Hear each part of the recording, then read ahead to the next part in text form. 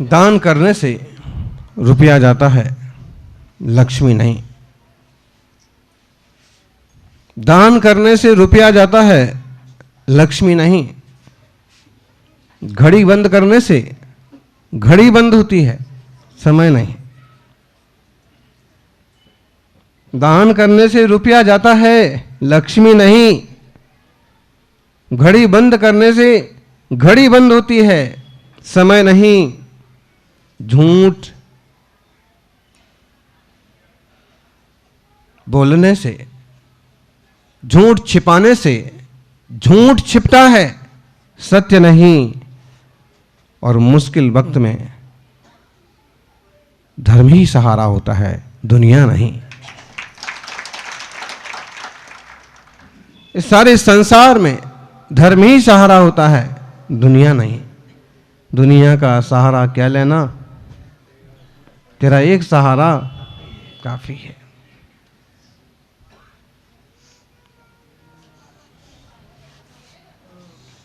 इसलिए जब भी मौका मिलता है, योग्य पात्रों में योग्य दान जरूर देना चाहिए। और सारे समय का सदुपयोग करना चाहिए। झूठ ना बोलना चाहिए, ना झूठ का समर्थन करना चाहिए। सच्चा और सत्य जीवन जीना चाहिए। युधिष्ठिर ने एक झूठ बोला था, अश्वत्थामा हतो हस्ति नरोवा कुंजरोवा। अश्वत्थामा हतो नरोवा कुंजरोवा। और एक झूठ के कारण से उनका सारा सत्यनिष्ठ का व्रत धरा रह गया। सत्य, अहिंसा, सदाचार, शाकाहार जीवन के बहुत बड़े मूल्य हैं। और जिसके जीवन में ये सद्गुण होते हैं, वह इंसान नहीं, देवता है। श्री राम की जो पूजा होती है, उनकी अपनी मर्यादा, उनकी अपनी सत्यनिष्ठा, उनका अपना शील संयम। महावीर प्रभु की पूजा आराधना होती है, उनका अपना त्याग, उनकी अपनी तपस्या और जन जन के कल्याण के लिए उनका अपना पुरुषार्थ। सज्जनों, अरहंत बन पाए ना बन पाए, संत बनना चाहिए। और संत भी बन पाए ना बन पाए, संतोषी तो बन ही जाना चाहिए। बहुत ज्यादा लालच अच्छी चीज नहीं होती है, क्योंकि लालच में पड़ करके आदमी अच्छा बुरा कुछ नहीं देखता है, वो सिर्फ रुपया देखता है। गांव में घुस रहे थे, एक दुकान का बोर्ड पड़ा। गांव के आखिर में है, निश्चित है, नॉन वेज कॉर्नर।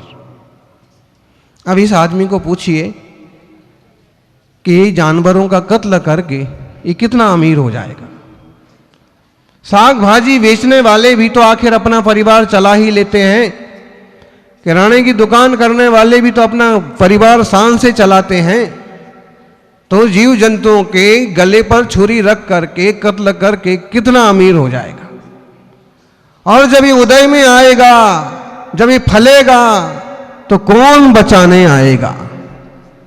एक घटना आप लोग पढ़ते भी होंगे, और अब हमने ताजी एक घटना पढ़ी थी। मछलियां मारने के लिए डायनामाइट बारूद बिछाया तालाब में। यही शायद बांसवाड़ा जिले की घटना है, टोड़ा में भी हुआ। और उसने जब वो फटा नहीं बारूद, तो थोड़ी देर इंतजार किया, फिर हिलाया डुलाया, फिर लकड़ी से भी किया, लेकिन वो बारूद नहीं फटा। फिर खुद जाके उसने अपने हाथों से उसको चेक किया। आज तक उसने मछलियां फाड़ी थी, आज उसके हाथ फट गए, हाथ गायब हो गए, जल गए, कट गए, लोथड़े बन गए। प्राण बचे तो बचे, नहीं तो वो भी। आदमी समझता नहीं है, जीव हत्या महापाप है। कभी कभी लोग तर्क देते हैं कि श्री राम भी तो दौड़े थे सोने के हिरण के पीछे, सीता ने खेलने के लिए हिरण मंगाया था, मारने के लिए नहीं। मारना होता तो एक तीर काफी था उनके लिए। कोई इतना दौड़ने की, इतना भागने की कोई जरूरत ही नहीं थी, पकड़ना था।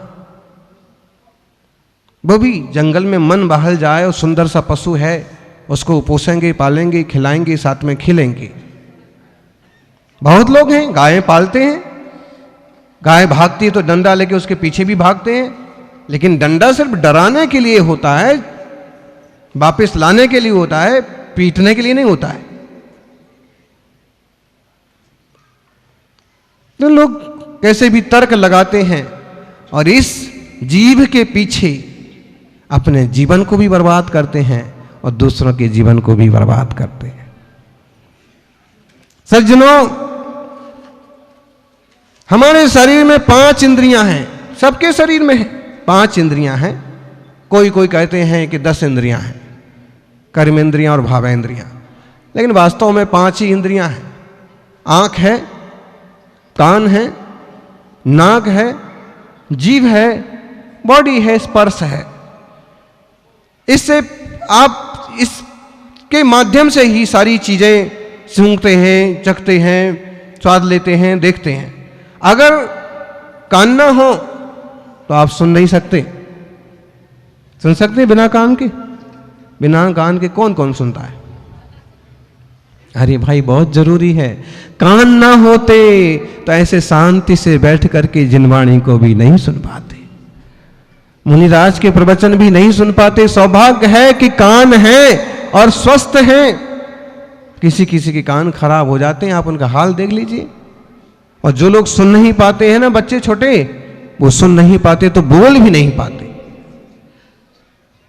हमारे कान हैं, हमें भजन सुनना चाहिए, भक्ति सुनना चाहिए, प्रवचन सुनना चाहिए, न कि मन बिगाड़ने वाले गाने। आंख है, आंख से हमें भगवान के दर्शन करना चाहिए, संत की शांत मुद्रा निहारना चाहिए।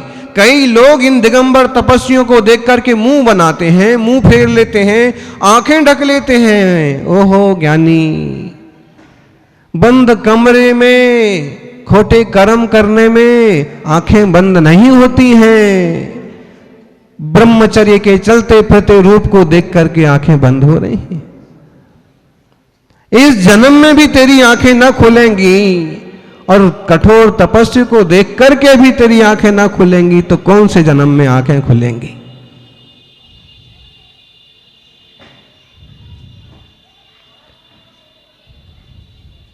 आंखें हैं, शांत प्रभु का रूप निहारिए, शांत संत की मुद्रा निहारिए और आंखों के द्वारा चलते फिरते में कोई जीव ना कुचल जाए, कोई ना मर जाए, इस बात का ध्यान रखिए। हमारी आंखें दूसरों को दिखाने के लिए नहीं है, डराने के लिए नहीं है। हमारी आंखें तो ऐसी शांत होना चाहिए कि जानवर भी हमारे पास बैठना पसंद करे।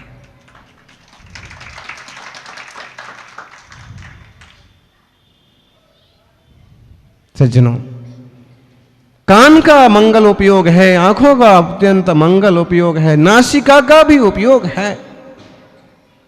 गंध सूंघते हैं हम नाक से। आप किसी को कहो ना कहो कि बाहर से आए हुए लोगों को भोजन की व्यवस्था है, तो अभी नाक से सूंघ सूंघ करके आधे लोग तो पहुंच ही जाएंगे।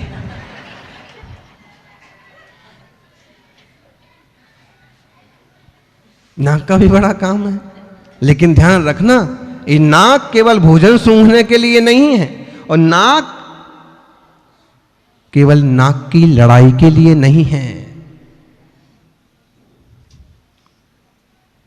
ये नाक भगवान को जब बंधन करते हैं तो नाक माथा जमीन पर छूना चाहिए। हे 3 लोक के नाथ, आपके सामने मैं क्या चीज हूं, लेकिन आपके चरणों में नतमस्तक होकर के प्रार्थना करता हूं कि मेरा जीवन भी आपकी तरह पवित्र बने, उज्जवल बने, मूल्यवान बने, मर्यादा पूर्ण बने।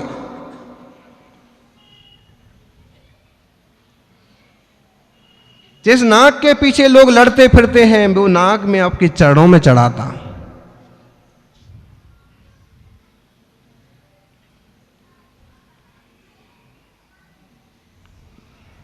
देखो, जीव है, जीव के दो काम हैं, सबों के एक एक काम है। कान सुनते हैं, आंख देखती है, नाक सूंघती है, जीव दो काम करती, चखती भी है और बकती भी है। चखना और बकना जीव के दो काम हैं। ये इंद्रियां दो दो हैं, कान दो हैं, आंखें दो हैं, नाक में भी दो छेद हैं, एक कभी बंद हो जाए तो बाकी एक तो काम आए। सर्दी में कभी कभी ट्रैफिक जाम हो जाता है एक तरफ, तो दूसरे तरफ से, लेकिन जीव एक है और काम किसने है? दो हैं। शरीर का स्पर्श एक काम है, जीव का दो काम है। और ये दोनों काम जिसने संभाल लिए, जिसने खाने पर कब खाना, कितना खाना, कैसे खाना, इस पर कंट्रोल कर लिया, कब बोलना, कितना बोलना, कैसे बोलना, इसको समझ लिया, समझ लीजिए वो इंसान नहीं, देवता बन जाता है। आप इंद्रियों के मालिक बनिए, आप शरीर के मालिक बनिए, बनिए।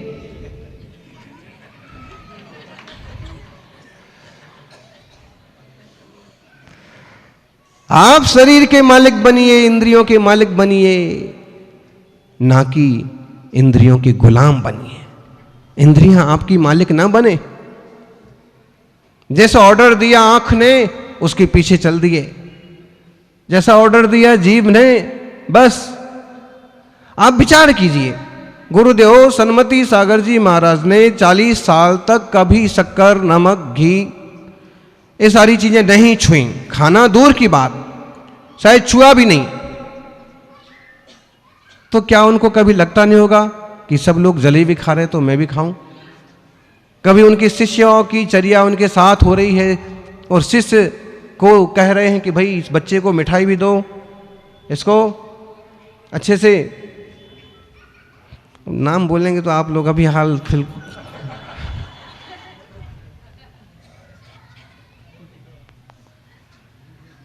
गुरुदेव कहते थे हमारा आहार हुआ उदगांव कुंजबन से उदगांव गए एक श्रावक के यहाँ, और तो आहारचर्या उनके साथ ही हुई। तो वो अपना उनका आहार कितनी देर में होता था, किन किन ने दर्शन किए हैं ऐसे महान तपस्वी को? मुंबई में तो कई कर ही लिए होंगे। हाँ, कहाँ किए? हाँ,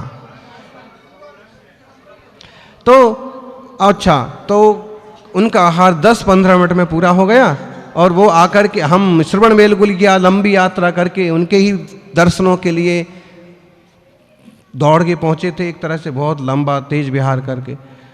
तो फिर पास में खड़े हो गए और कहने लगे श्रावकों को, अरे इसको मट्ठा ही मत पिलाए जाओ। वो सिर्फ मट्ठा लेते थे, छाछ, इसको सिर्फ छाछ मत पिलाओ, इसको मिठाई दो, इसको। तब हम शक्कर वगैरह ले नहीं रहे थे, त्याग रखा था, तो शक्कर मिठाई दो, बूरा की मिठाई दी। हमने यूं किया, हमने कहा इशारा, मतलब हम एक बार रह गए कि नहीं हमको नहीं लेना, लो। फिर ध्यान रखना, गुरु के आगे आपको ज़्यादा तर्क नहीं लगाना चाहिए, ना गुरु को ज़्यादा शास्त्र ज्ञान बताना चाहिए, ना ज़्यादा उनके सामने नियम धर्म बघारना चाहिए, ना उनके ज़्यादा शर्तें रखना चाहिए। खासकर जो निस्वार्थी तपस्वी गुरु हैं उनके सामने ज़्यादा होशियारी नहीं करना चाहिए। उनका इशारा बस, जो कहो। अरे कभी कभी तो उनके उल्टे इशारे में भी इंसान का सीधा हो जाता। उल्टा मतलब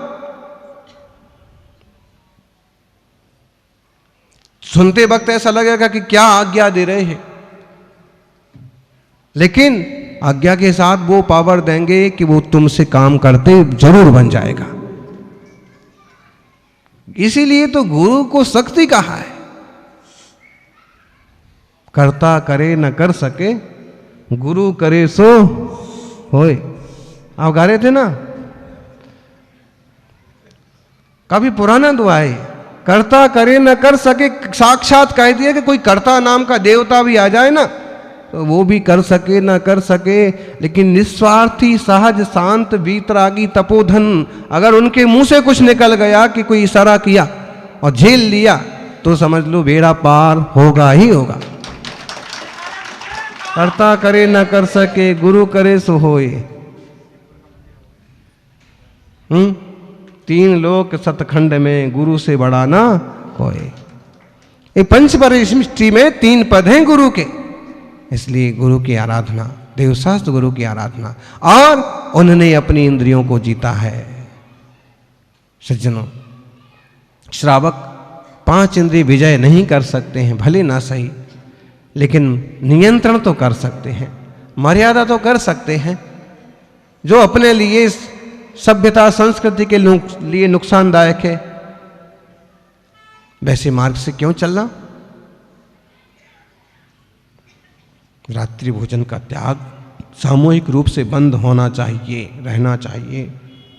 सामाजिक आयोजन में खान पान की व्यवस्था, सामूहिक शादी विवाह में खान पान की व्यवस्था दिन में ही होना चाहिए, रात में नहीं।